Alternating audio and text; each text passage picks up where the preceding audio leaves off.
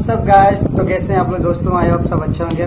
Welcome to my channel Quick React. तो दोस्तों आज हम बात करने वाले हैं जो मूवी अभी चल रही है सिनेमाघरों में, ट्रेंडिंग मूवी शाहरुख खान की है जवान।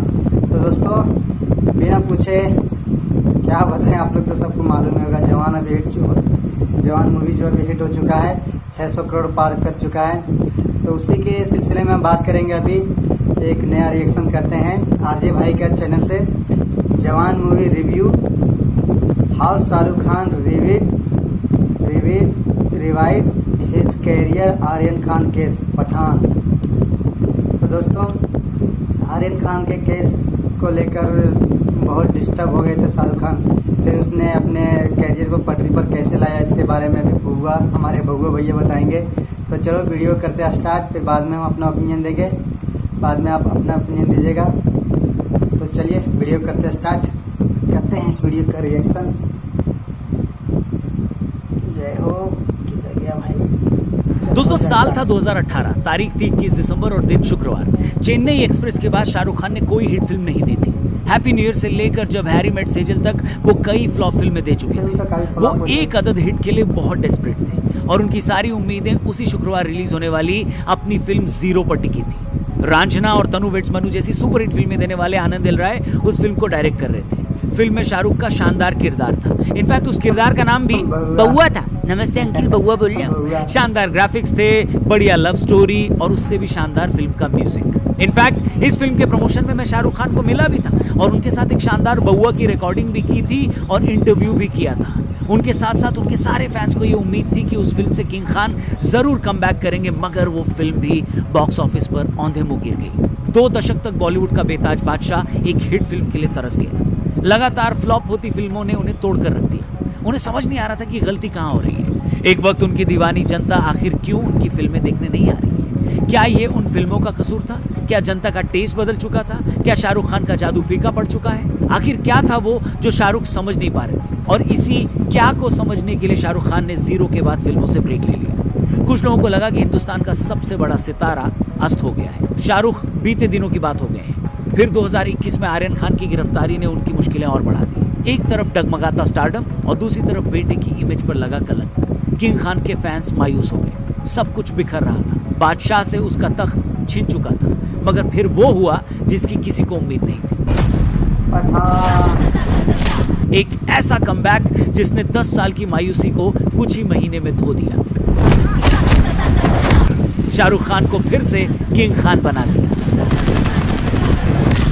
तो आज की वीडियो में बात होगी किंग खान के इनक्रेडिबल कमबैक की।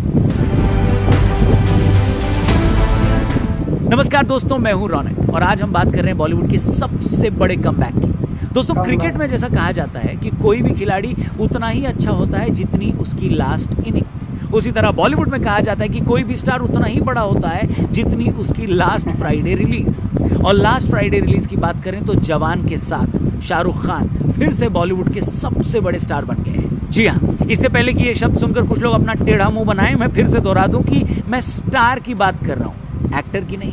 एक्टर कौन अच्छा है कौन बुरा है इस पर बहस हो सकती है, डिबेट हम लोग कर सकते हैं, लेकिन स्टार कौन बड़ा है ये तो फिल्मी दुनिया में इसी बात से तय होता है कि कौन सिर्फ अपने नाम से ही लाखों की भीड़ थिएटर के दरवाजे तक खींच लाए।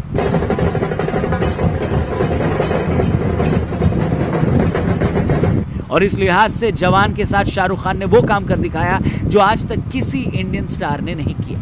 रिलीज के पहले ही दिन फिल्म ने पूरी दुनिया में 129 करोड़ रुपए कमा लिए और 6 दिन के अंदर फिल्म ने इतने पैसे कमाए कि ये पहली हिंदी फिल्म बन गई।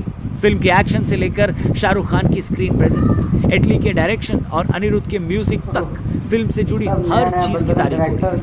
जिस रफ्तार से फिल्म कमाई कर रही है इसमें कोई शक नहीं कि हिंदी फिल्मों की कमाई का हर रिकॉर्ड चकनाचूर ये फिल्म कर देगी। और इससे पहले कि मैं जवान फिल्म और फिल्म के साथ शाहरुख की इनक्रेडिबल कमबैक स्टोरी के बारे में बात करूं, तो दोस्तों इससे पहले कि हम शाहरुख खान की इनक्रेडिबल कमबैक की बात करें, जवान फिल्म की बात कर लेते हैं। फर्स्ट डे फर्स्ट शो गया था मैं फिल्म देखने और दावे के साथ हम ये कह सकते हैं कि शायद ही ऐसी कोई इंडियन एक्शन थ्रिलर होगी जो शुरू से लेकर आखिर तक आपको बांध के रखती हो। रेडी।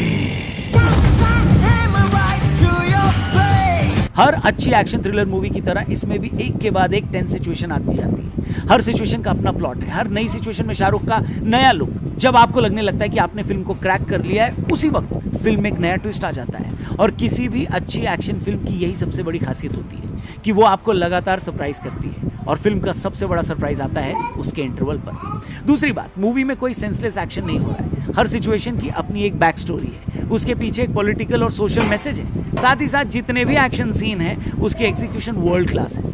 आपको याद होगा जैसे बाहुबली के क्लाइमैक्स में जो एक्शन सीन था, उसके पीछे कितना थॉट दिया गया था, बाहुबली के सामने कैसे कैसे चैलेंजेस रखे गए थे। सेम जवान के एक्शन के साथ भी है। हर एक्शन सीक्वेंस के पीछे काफी इनोवेशन है। एक और बात जो फिल्म की है वो ये कि फिल्म के राइटर डायरेक्टर एटली ने इस मूवी में इमोशंस का पूरा बुफे दे दिया है आपको। मतलब ओवरऑल स्क्रीन पर शाहरुख खान को देखकर आपको लगता है कि हाँ, ये हुई ना बात। इमीडिएट फीलिंग ये आती है कि इस फिल्म ने इतने बड़े स्टार के टैलेंट के साथ जस्टिस किया है। शाहरुख खान का ऑरा भर भर के सामने आया है। और जैसे कि मैंने शुरू में कहा कि कोई डाउट ही नहीं है कि फिल्म हिंदी फिल्म इंडस्ट्री का शायद ही कोई रिकॉर्ड होगा जिसे न तोड़ पाए। और इसी साल जनवरी में शाहरुख खान की पठान ने भी इतने पैसे कमाए जिसका अंदाजा नहीं। और इसी दिसंबर में राजकुमार हिरानी सर के साथ शाहरुख की डंकी भी आने वाली है। मतलब जो शाहरुख खान सिर्फ एक साल पहले तक कल की बात मान लिए गए थे, जिन शाहरुख खान के सामने लोग नए नए स्टार्स को ज्यादा तवज्जो दे रहे थे, जिन शाहरुख की वापसी को किसी की उम्मीद नहीं थी, उन्हीं शाहरुख ने न सिर्फ खुद एक ग्रैंड कमबैक किया है बल्कि सिंगल हैंडेडली पूरी हिंदी फिल्म इंडस्ट्री को रिवाइव कर दिया। जो दर्शक तमिल और तेलुगु फिल्मों का एग्जाम्पल देकर हिंदी फिल्मों को गरिया रहे थे, वही दर्शक पठान और जवान के बाद थिएटर के बाहर लाइनें लगा रहे हैं।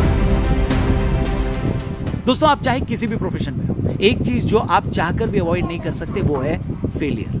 सक्सेस में सिर उठाकर जीना, कॉन्फिडेंट दिखना, ये बहुत आसान है, मगर सवाल ये है कि आप फेलियर से कैसे डील करते हैं। आपने चाहे कितनी भी सक्सेस क्यों न देखी हो, जैसे ही आप अपने काम में फेल होने लगते हैं, आपके मन में सेल्फ डाउट आने लगता है।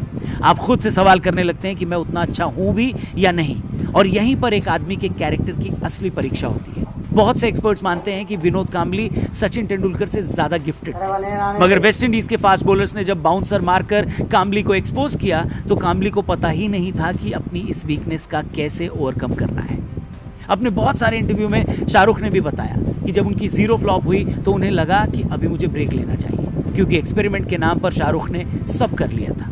उन्होंने फैन जैसी एक्सपेरिमेंटल फिल्म की, डियर जिंदगी जैसी मैसेज ओरिएंटेड मूवी की, रईस जैसा इंटेंस कैरेक्टर किया और हैरी मेट सेजल जैसी फन फिल्म की, मगर कुछ भी उनके लिए वर्क नहीं कर रहा था। शाहरुख ने अपने कुछ इंटरव्यूज में ये भी बताया कि वो इनिशियली सिर्फ 1 साल का ही ब्रेक लेने वाले थे, लेकिन कोविड और लॉकडाउन की वजह से उन्हें अपने प्रोजेक्ट्स के बारे में सोचने का और टाइम मिल गया। और इसी टाइम उन्होंने सोचा कि अगर जनता स्क्रीन पर कुछ लार्जर देन लाइफ और हाई इंटेंसिटी वाले सब्जेक्ट देखना चाहती है तो वही सही।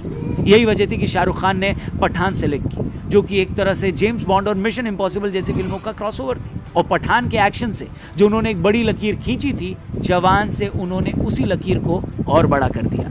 नो डाउट इसका जितना क्रेडिट शाहरुख खान को जाता है, उससे ज्यादा फिल्म के राइटर और डायरेक्टर एटली को भी जाता है, जिन्होंने फिल्म में भर भर कर मसाला डाला और अलग अलग मसाले डालते वक्त इस बात का भी ख्याल रखा कि इससे फिल्म के ओवरऑल फ्लेवर पर भी कोई फर्क न पड़े। मजे की बात यह है कि कोविड के बाद जिस दौरान बॉलीवुड में एक के बाद एक फिल्में फ्लॉप हो रही थी और साउथ से पुष्पा से लेकर KGF 2 और RRR जैसी हाई वोल्टेज ड्रामा फिल्में हिट हो रही थी, शाहरुख उससे पहले ही समझ चुके थे कि आज की तारीख में दर्शक को थिएटर में लाना है तो उसे बड़े पर्दे पर कुछ बहुत बड़ा दिखाना होगा। पठान के साथ गदर 2 का चलना और फिर जवान का चलना आज यही बताता है कि भैया आज आप हिंदी दर्शकों को यूं ही नहीं ले सकते।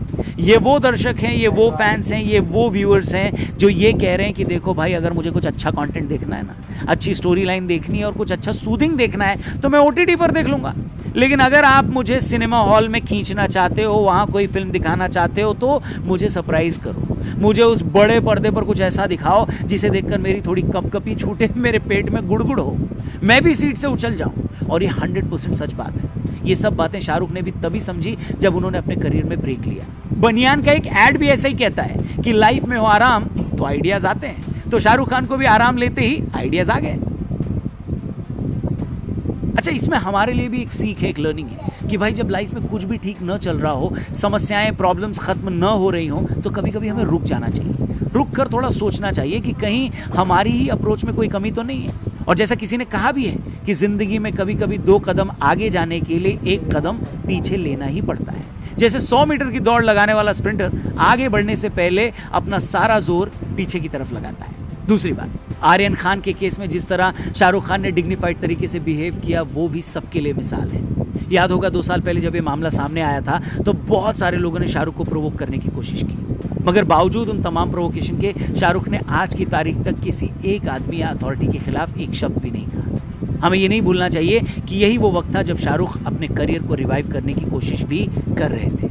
आज तो फिर भी वो जवान और पठान की सक्सेस के बाद काफ़ी रिलैक्स होंगे, मगर तब तो उनके पास ये मेंटल रिलैक्सेशन भी नहीं थी। और यही बात मैंने ऊपर भी की थी कि किसी भी आदमी के असली कैरेक्टर का पता तब चलता है जब चीज़ें उसके फेवर में नहीं चलती। आप पूरी तरह डाउन एंड आउट होते हैं। बहुत सारे लोग आपके खिलाफ हो चुके होते हैं, बहुत सारे लोग आपको नीचा दिखाने में लगे होते हैं, बहुत सारे दुश्मन आपके फेलियर से खुश हो रहे होते हैं, बहुत सारे लोग आपको उकसाने की कोशिश कर रहे होते हैं, मगर बावजूद इसके वैसे नेगेटिव माहौल में भी अपना टेम्पर बनाए रखना, किसी के उकसावे में न आना और वो करते रहना जो उस वक्त ज़रूरी है, ये हर किसी के बस की बात नहीं होती। मुझे ये कहने में भी कोई हर्ज नहीं है कि शाहरुख की तरह का ये कैरेक्टर पिछले 1 साल में विराट कोहली ने भी दिखाया, जब 2-3 साल से उनके बल्ले से कोई 100 ही नहीं निकला था। टीम के अंदर बाहर उनके खिलाफ तमाम तरह की पॉलिटिक्स हो रही थी, कुछ लोग उनको टीम तक से निकालने की बात कर रहे थे। उस वक्त भी कोहली ने अपनी मेहनत में कोई कमी नहीं रखी थी, अपने किसी हेटर को जवाब देने की ज़रूरत नहीं समझी और फिर पिछले साल पाकिस्तान के खिलाफ T20 वर्ल्ड कप में उनकी पारी ने वो कर दिखाया जिसे हर हिंदुस्तानी मरते दम तक याद रखेगा। और फिर एक बार जब उनकी फॉर्म वापस आई तो उन्होंने दोबारा मुड़कर पीछे नहीं देखा। तो दोस्तों, चाहे बॉलीवुड का किंग हो या क्रिकेट का किंग, दोनों ही हमें सिखाते हैं कि आप लाइफ में कितनी भी ऊंचाई पर क्यों न पहुंच जाएं, आप हमेशा वहां नहीं बने रह सकते। अगर आप ऊपर पहुंचे हैं तो फिर एक न एक दिन गिरेंगे भी, मगर असली चैंपियन वही है जिसमें गिरने के बाद भी ये यकीन होता है कि वो फिर से खड़ा हो सकता है, फिर से उसी ऊंचाई पर पहुंच सकता है, फिर से हारे हुए प्यादे से वो बादशाह बन सकता है, फिर चाहे वो क्रिकेट हो या बॉलीवुड। उम्मीद करते हैं कि किंग खान और किंग कोहली का यही एटीट्यूड देश के लाखों करोड़ों यंगस्टर्स को इंस्पायर करेगा और उन्हें ये मैसेज देगा कि उन्हें तब तक चलते रहना है जब तक कि वो अपनी मंजिल पा न ले। और एंड में एक ही बात कहूँगा दोस्तों कि बहुत आसान होता है किसी भी सेलिब्रिटी या बड़े आदमी के साथ 1-2 नेगेटिव बातें जोड़कर हम उसकी पूरी की पूरी क्रेडिबिलिटी को ख़राब कर दें, ट्विटर या बाकी सोशल मीडिया पर ट्रोल करके खुद को उनसे सुपीरियर मान लें, मगर बहुत मुश्किल होता है उनकी मेहनत और परसिस्टेंट को फॉलो कर पाना। इसलिए अगर आप भी अपनी लाइफ में आगे बढ़ना चाहते हो तो बजाय किसी को गाली देकर उसे बुरा बताने के, ये समझने की कोशिश करें कि जो आदमी कामयाब हुआ है, सक्सेसफुल हुआ है, वो इतना ऊपर, इतनी ऊंचाई पर पहुंचा कैसे। मुझे भी अगर वहां तक पहुंचना है तो मैं उससे क्या कुछ सीख सकता हूं, क्योंकि एक बात हमें बिल्कुल नहीं भूलनी चाहिए कि दुनिया एंड में काम करने वालों को याद रखती है, न कि गाली देने वालों को। बाकी आज की वीडियो में इतना ही। वीडियो अच्छी लगी हो तो इसे शाहरुख खान और विराट कोहली के हर फैन के साथ जरूर शेयर करिएगा। हमारे चैनल को भी सब्सक्राइब करिएगा और साथ ही डिस्क्रिप्शन में जो लिंक दिया उस पर क्लिक करके फेलो ऐप को। तो भाई वीडियो की समाप्त। तो बताइए कैसा लगा आप लोग। भाई वीडियो ने तो मेरे रोंगटे खड़े कर दिए। बहुत ही इंस्पायरिंग वीडियो था, मुझे तो बहुत अच्छा लगा इनके सक्सेस के बारे में सुनकर। तो दोस्तों, ज़िंदगी में यही कहूँगा, कभी हार नहीं मानना चाहिए। मैं तो हार मान चुका हूँ लेकिन अब नहीं मानूंगा, वीडियो लगातार डालता रहूँगा। तो चलिए कमेंट में जाइए और बताइए आपको वीडियो कैसा लगा। मैं तो बहुत अच्छा लगा। और अगर ओरिजिनल वीडियो देखना है तो लिंक नीचे डिस्क्रिप्शन में है, वहाँ जाके आप देख सकते हैं। तो चलिए मिलते हैं अगले वीडियो में, तब तक के लिए